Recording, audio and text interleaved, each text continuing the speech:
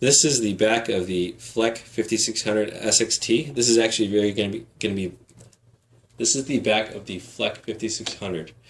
This is going to be similar to the 5600 SXT, and the SE as well. They all actually have the very similar back. You actually have your brine line connection here, and you do have a bag of fittings as well. This bag of fittings is used to connect the brine line from the brine tank to this gold brass fitting. Okay, here is the drain line. Included in your install kit is a rose barb. This is actually going to be placed here and Teflon taped and installed on this line. Okay. Now, if you notice, there is also going to be a sticker here. For the drain line connection, once you have this installed and tightened, what you want to do is you want to have a 1/2 inch drain line tube connected to it. You also want to have a hose clamp also on this to prevent it from slipping off.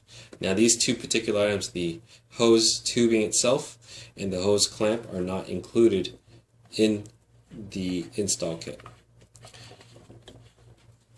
Right here we actually have clips for the valve itself.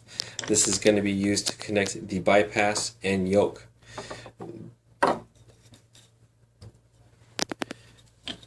There are two different types of bypasses. There is a plastic one, which actually looks like this, and then you actually have a yoke that is also included with this. So your bypass will actually look like this once it's installed. Keep in mind, the clips will actually keep it in place and locked in position. This will prevent it from slipping out and prevent any leaks as well. The other style is going to be a stainless steel bypass. It's much shorter, but the connection is a little bit different. Here you have a female connection. With a plastic connection, you always have a male threaded connection. But they do connect the same way. Once it's locked on, you use the clips to keep it in place and prevent any leaks and from preventing it from slipping out of position. On the valve itself, you actually do have little arrows. It's very hard to see probably from this camera, but you do have an in arrow here and you do have an out arrow here. This is to show you the flow of the water. On the bottom of the valve, you do have a screen. Typically, this is already going to be installed for you, but if for some reason it is not, you should always have this put on first before you install it onto the tank. This is called a basket, sometimes called an upper collector or screen. As you can see, there are grooves on this screen. This is used to lock it in place. To install it, what you want to do is you want to slip it on and then twist it. Once it's twisted on, it'll be locked in place. This is to prevent it from slipping while you're screwing the valve on. This is also to keep the resin from slipping from going into the actual water pipes. This can now be slipped onto what we call the distributor tube. It'll slide directly into here and it'll slide into the actual valve itself and is ready to be screwed onto the tank. This is the mineral tank that you will receive in your softener package. Now, the color may vary according to which color you choose. Inside the tank will also be a riser. At the bottom of the riser will also have a bottom screen. There's nothing you need to do to that. All you need to do is secure the top and close it off. So you can take anything you like, whether it be like a PVC cap of some sort. In this case, I will use tape. You're going to tape the top to ensure that it's closed off and that no resin or gravel will be falling into that riser. Once that's done, you're going to take a blue funnel. This is actually included in the brine tank and place it on top. You'll also have a couple bags of media as well. One will be a bag of gravel and the other bag will be resin. So we'll simply pour the gravel first and then the resin on top. The resin will be gold beads. They may come in several different bags depending on how large your system is, but always pour the gravel first. Now, it's not necessary to have the gravel.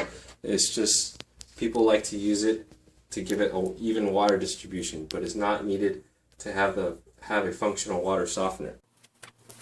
Once that's all done, what you want to do is you want to remove the tape or cap, whatever you used, from the distributor tube. When you're doing this, make sure that the riser stays flush to the tank and that it is not moved.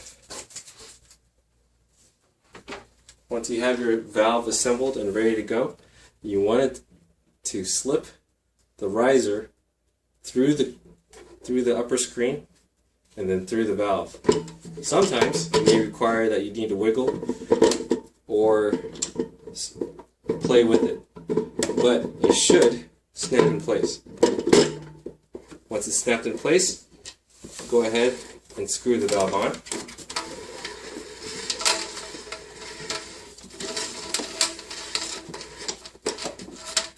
And lightly tighten it. It does not require too much force to tighten that valve.